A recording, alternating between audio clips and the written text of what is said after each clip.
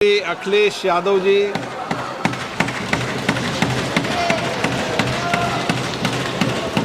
अध्यक्ष महोदय, मैं आपका धन्यवाद देना चाहता हूं कि इस महत्वपूर्ण विषय पे मुझे बोलने का मौका दे रहे हैं। मैं अपने साथी माननीय सदस्य गौरव गोगोई जी के से सहमत हूं। बहुत सारे महत्वपूर्ण उन्होंने बिंदु उठाए और अध्यक्ष महोदय,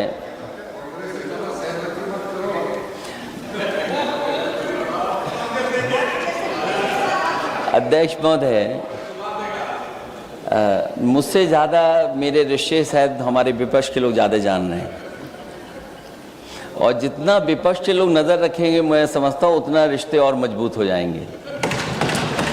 अध्यक्ष महोदय, मैं आंदोलन को बहुत दूर से देख रहा था और उस आंदोलन में जो जीत के बाद नारा लगा, एक नारा लगा अध्यक्ष महोदय, सरकार के खिलाफ नारा लगा कि सरकार को ये अहंकार था कि सरकार झुकती नहीं है, लेकिन उन्हीं नई पीढ़ी के लोगों ने ये वो नारा दिया कि झुकाने वाला चाहिए, सरकार भी झुकती है और सरकारों को झुकाना भी नौजवानों को आता है। सरकार झुकी और स्वीकार किया उन्होंने। जो करोड़ों नौजवान जो मांग कर रहे थे कि सबसे पहले जो मंत्री जी हैं वो इस्तीफा दें, और बिंदु दूसरे अलग हैं जो हम लोगों को जानकारी में मिल रहा है। अध्यक्ष महोदय, सरकार हर विषय पे स्वीकार किया है, लेकिन पता नहीं अध्यक्ष महोदय ये बात समझ में नहीं आ रही है कि सदन में उन आश्वासनों को क्यों नहीं रख रही है सरकार, जो सहमति बनी है। और उसके बाद अध्यक्ष महोदय, हम लोगों ने देखा कि जब मंत्री जी लौटे हैं, मंत्री नहीं रहे, उसके बाद सदन के बाहर उनका स्वागत किया गया। अध्यक्ष महोदय, जो स्वागत हुआ उसके लिए हमें कोई शिकायत नहीं है, लेकिन माननीय सदस्यों को कितनी बड़ी राहत मिली होगी, कितने बड़े संकट से बचाया उन्होंने। एक प्रधान जी को हटा करके प्रधानमंत्री बचा लिया आपने। और ऐसा अध्यक्ष महोदय आंदोलन किसी ने नहीं देखा, जिस आंदोलन में नई पीढ़ी के लोग, कम उम्र के लोग निकल करके आ गए और जो नारे दिए गए। ये सरकार पिछले कई वर्षों से नकारात्मक प्रचार पर टिकी हुई थी, नकारात्मक राजनीति करती थी और न जाने कितने हजार करोड़ रुपए खर्च किए होंगे सरकार ने नकारात्मक राजनीति के लिए। लेकिन नई पीढ़ी को मैं बधाई देना चाहता हूं, उनके मनोबल को और उनकी एकता को, और जिस तरीके से उन्होंने प्रचार किया, अंततः सरकार को झुकना पड़ गया। भाजपा वचन नहीं देती, जुमला देती है। तो मुझे उम्मीद है कि सभी युवा नौजवानों का जो मांग की है उन्होंने, उन सभी मांगों को सरकार स्वीकार करेगी। और सरकार ये भी स्वीकार कर लिया होगा कि कोई दल मजाक में बना तो कितनी बड़ा दल बन गया। जो कोई चीज मजाक से शुरू हुई वो कितना सीरियस हो गई, और इतना सीरियस हुई कि हमारी सरकार लोकतांत्रिक हो गई कि जो उनको धरने पे बैठने दिया। सरकार लोकतांत्रिक थी कि उन्हें धरने पर बैठने दिया। हमने वो भी समय देखा है कि जहां पर धरने पे नहीं बैठने दिया, वर्षों वर्ष लोग बैठे रहे धरने पर, उनकी सुनी नहीं गई। इसी दिल्ली को घेरा था किसानों ने, और सरकार को लगा कि चुनाव आ गया तो सरकार ने तीनों काले कानून वापस ले लिए। जब सरकार घबरा जाती है, डर जाती है, तो सरकार स्वीकार कर लेती है। इसीलिए वो नारा मुझे अक्सर याद आता है कि झुकाने वाला चाहिए, सरकार भी झुकती है। जो विषय लाया गया है कि prevention of unlawful means act, सरकार को कम से कम ये बताना चाहिए था कि 2024 में जब ये लेकर के आए थे तो आज 2026 में कैसे पेपर लीक हो। और केवल गिनती के 1-2 पेपर लीक नहीं हुए हैं, ये ऐसा आंदोलन रहा जिसमें माँ बाप और नई पीढ़ी के लोग सब जुड़ गए। अगर हम ये माने कि 20 लाख बच्चों ने परीक्षा लिखी थी और उनके घर परिवार के सदस्यों को हम इसमें जोड़ दें, दादा दादी माँ बाप और परिवार का कोई सदस्य, तो 5 लोग प्रभावित थे। और 5 गुना 20, 1 करोड़ लोग नाराज हुए सरकार से। और अक्सर हम पॉलिटिकल लोग हैं, हम लोग जानते हैं जब कभी आंदोलन करते हैं तो कितनी तैयारी करानी पड़ती है, गाड़ियों का इंतजाम, खाने का इंतजाम और इंतजाम। लेकिन ये पहला आंदोलन देखा कि जिसमें माँ बाप भी जुड़ गए और कहा कि जाओ बच्चों आंदोलन करो, हम आपके साथ हैं। ये पहला आंदोलन ऐसा देखने को मिला है। और केवल दिल्ली में नहीं हुआ ये, केवल दिल्ली में नहीं हुआ ये। अगर ये बात गलत है, अगर ये बात अध्यक्ष महोदय गलत लग रही है तो देश के होम मिनिस्टर साहब को ले आइए, वो सब एक्सप्लेन कर देंगे।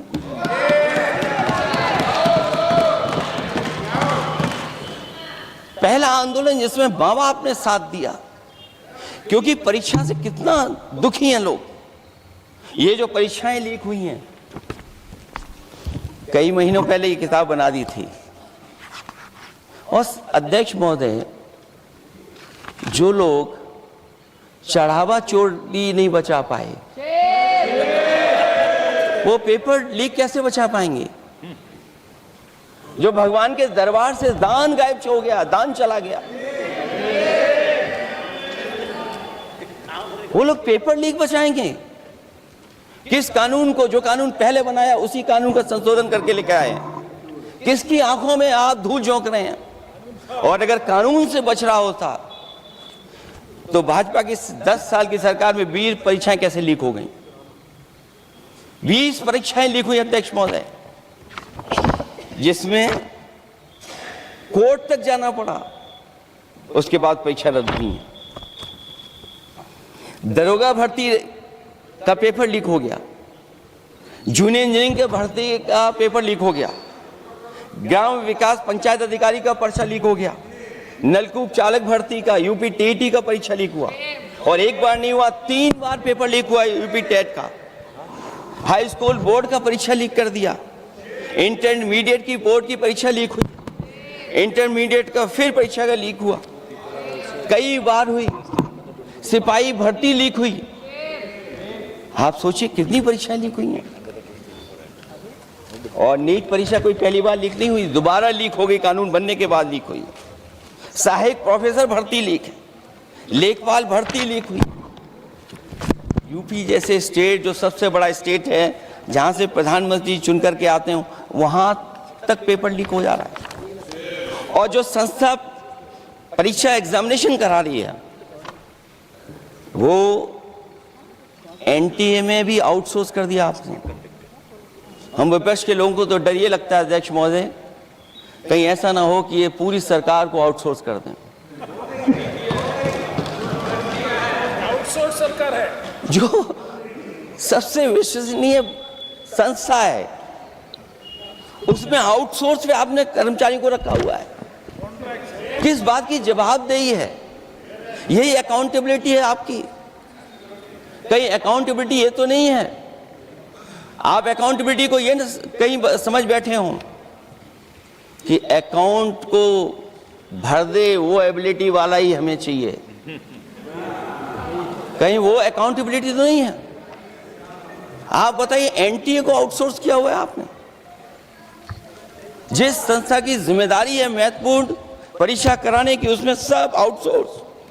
और ये सच कहा कि कांग्रेस पार्टी के हमारे सदस्य ने मांग की है कि वो हम लोगों को पता होना चाहिए आखिरकार कौन लोग थे जो आउटसोर्स होकर के बैठ करके परीक्षा में इस तरह की घोटाला कर रहे थे। आखिरकार जवाबदेही क्या है, किसकी थी? और फिर केवल नीट की परीक्षा की बात करें और परीक्षाओं की बात करें, अगर हम अध्यक्ष महोदय, जब से सरकार बनी है तब से सरकार की कोशिश रही है कि शिक्षा, परीक्षा और यूनिवर्सिटी का ताना बाना पूरा ध्वस्त हो जाए, उसको एक रंगी बना दें हम, उसमें अंडरग्राउंड अनरजिस्टर्ड लोग शामिल हो जाएं। ये पिछले जब से भारतीय जनता पार्टी की सरकार आई है तब से हो रहा है। और फिर शुरुआत कहां से होती है? क्योंकि आप नहीं चाहते कि देश के गरीब लोग पढ़ें लिखें आगे बढ़ें। सरकार ने सबसे पहले हमला किया प्राइमरी स्कूल पर, और प्राइमरी स्कूल कितने बंद किए हैं आपने? जहां से बच्चे की शिक्षा की यात्रा शुरू होती है। एक गरीब परिवार का बेटा, बच्चे कहां से पढ़ करके निकलते हैं? सबसे पहले प्राथमिक शिक्षा सरकारी स्कूलों से पढ़ करके निकलते हैं। हमारे बहुत सारे माननीय सदस्य होंगे, वो उन्हीं प्राथमिक विद्यालयों से पढ़ करके आज इस सदन तक पहुंचे होंगे। आपने सबसे पहले स्कूलों पे हमला किया, और प्राइमरी से लेकर के नौकरी तक पे आपने हमला किया है। युवाओं के भविष्य पर आपने चोट पहुंचाने का काम किया है। और जो प्राइमरी स्कूल जो आपने बंद किए हैं, वो इसीलिए बंद किए हैं आपने कि पिछड़े, दलित और गरीब के वर्ग के परिवारों के बच्चे पढ़ लिख न जाएं। क्योंकि आज भी अगर हम देखते हैं प्राइमरी स्कूल में कौन पढ़ने जा रहा है? सबसे समाज के गरीब परिवार के बच्चे पढ़ करने जा रहे हैं। सबसे पहला हमला आपने वही किया, और इसीलिए किया क्योंकि नींव पर ही अगर हमला होगा तो ये आगे नहीं बढ़ पाएंगे। जो आंकड़े सरकार के बताए गए हैं, 1 लाख से ज्यादा सरकारी प्राइमरी स्कूल बंद कर दिए सरकार ने। और अगर ये बात गलत है तो हमें उम्मीद है सरकार इस पर भी जवाब देगी। और अगर हम आंकड़े निकालें तो जो आंकड़े दिखाई दे रहे हैं, यूपी में सबसे ज्यादा प्राइमरी स्कूल बंद हुए हैं। और ये सरकार के आंकड़े हैं कि 7 लाख से ऊपर विद्यालय थे जो अब 6 लाख रह गए हैं। और यूपी में तो सबसे ज्यादा बंद हुए हैं। उत्तर प्रदेश में 26,386 सरकारी प्राइमरी स्कूल बंद कर दिए सरकार ने। और केवल प्राइमरी स्कूल बंद नहीं किए हैं, नौकरी पे भी हमला किया है। 69,000 शिक्षक भर्ती को लेकर के बड़े पैमाने पर घोटाला किया गया। और घोटाला इतना बड़ा है कि वो सभी कोर्टों में गए हैं और पिछले कई वर्षों से आंदोलन कर रहे हैं। कोई स्थान नहीं बचा अध्यक्ष महोदय जहां पर वो शिक्षक भर्ती के लोग न गए हों। मंत्रियों के यहाँ गए, आंदोलन किया है, हाई कोर्ट गए, सुप्रीम कोर्ट गए हैं। लेकिन देखिए सरकार भी कमाल की है कि सरकार उनको नौकरी नहीं देना चाहती। और इसलिए नौकरी नहीं देना चाहती है क्योंकि उन्होंने भर्ती गलत की है, और भर्ती में जिन लोगों का अधिकार छीना है वो सबसे ज्यादा पिछड़े और दलित परिवार के बेटे, जिनका अधिकार इस सरकार ने छीना है। और ये अगर बात नहीं ठीक है तो हमें उम्मीद है कि सरकार इसका भी जवाब देगी। माध्यमिक स्कूलों को भी बंद किया जा रहा है, और बड़े पैमाने पे स्कूल बंद हुए हैं। और जो बोर्ड की परीक्षाएं लीक हुई हैं, पूरे देश में बड़े पैमाने पर बोर्ड परीक्षाओं के पेपर लीक किए गए हैं। अध्यक्ष महोदय, हम जानना चाहते हैं कि आखिरकार 10वीं और 12वीं के पेपर लीक क्यों हो रहे हैं? 10वीं और 12वीं के पेपर लीक क्यों हो रहे हैं? इसके लिए अगर कोई सरकार के पास जवाब हो तो बताएं।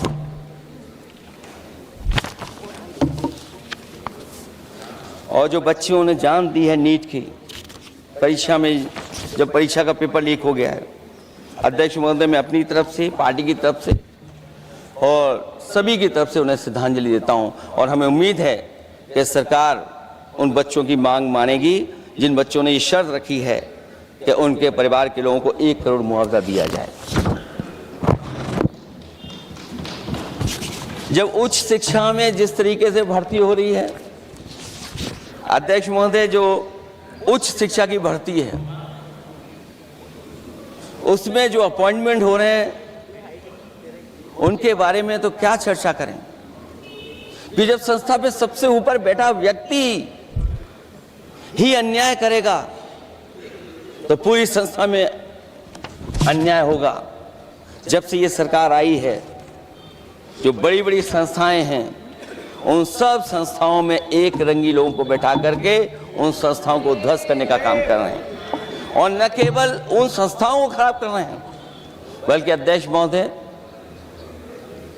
उत्तर प्रदेश में एक स्वतंत्र सेनानी, उनके नाम पर यूनिवर्सिटी बनी, मौलाना जौहर यूनिवर्सिटी। यूनिवर्सिटी बनकर के तैयार हो गई। इन्होंने कोई सरकारी यूनिवर्सिटी नहीं बनाई, और अगर कोई प्राइवेट यूनिवर्सिटी बन भी गई है तो उसको भी हथौड़ा लेकर के तोड़ने की तैयारी कर रहे हैं ये लोग। ये नफरत की राजनीति कहां लेकर के पहुंचा देगी। और जब से बीजेपी की सरकार आई है तब से नफरत की राजनीति और दूसरे लोगों के साथ किस तरह का व्यवहार हो रहा है, उन्हें कहीं भी न्याय तक नहीं दिला पाई सरकार। और जब नौकरी की बात आ जाए तो अध्यक्ष महोदय, अग्निवीर भर्ती में भी जो हर साल में कितनी भर्ती होती थी, कभी 80,000 भर्ती हुआ करती थी, अब भर्ती केवल 10,000 हो पा रही है। आखिरकार अध्यक्ष महोदय, सरकार नौजवानों की पढ़ाई और नौकरी पे हमला क्यों कर रही है, और नौकरी पे हमला क्यों हो रहा है? जब आप ये कहते हैं कि हमारे नौजवान हमारी डेमोग्राफिक डिविडेंड बन करके आए हैं, कहीं यही नौजवान हमारी आपदा न बन जाए, इसके बारे में भी सरकार को सोचना चाहिए। और मैं ये जरूर कहना चाहता हूं कि अध्यक्ष महोदय, अगर शिक्षा अच्छी होगी, परीक्षा सच्ची होगी, तो तरक्की भी पक्की होगी। और ये तरक्की नहीं चाहते हैं, इसीलिए शिक्षा पर और परीक्षा पर हमला कर रहे हैं। मैं इन्हीं शब्दों के साथ अध्यक्ष महोदय आपका धन्यवाद देता हूं। और जो बिल लेकर के आए हैं आप, बिल तो 24 में भी लेकर के आए थे आप, जो 24 में बिल लेकर के आए थे, उसके बाद नीट परीक्षा का पेपर लीक क्यों हो गया, ये आप बता देना मंत्री जी। आपको एक कानून बनाने के बाद दूसरा कानून बनाना पड़ रहा है, ये क्या वजह है? और आपको मंत्री जी का स्वागत इसलिए करना पड़ रहा है कि आपको संकट से बचा लिया। और अगर अखिलेश जी तो समाजवादी है। मैं पूछना चाहता हूं कि छात्रों का आंदोलन के बाद सरकार उनका बात सुन के पार्लियामेंट में बिल लेके आता है, ये अच्छा है, या जो आंदोलन होता है तो उसको कुचलने के लिए देश में इमरजेंसी लगा देता है, वो अच्छा? आप बता दीजिए।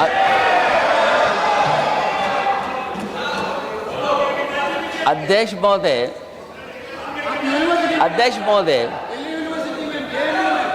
महोदय, मैं इमरजेंसी को तो नहीं देखा हूं, लेकिन इमरजेंसी में क्या क्या हुआ है वो अभी दिल्ली की राजधानी में भी देखने को मिल गया है। आंसू के गैस के गोले और लकड़ी में लगा हुआ कुछ कील का और कांटे की चीजें, उस समय करंट नहीं लगाया जाता था, इस बार करंट लगाया गया।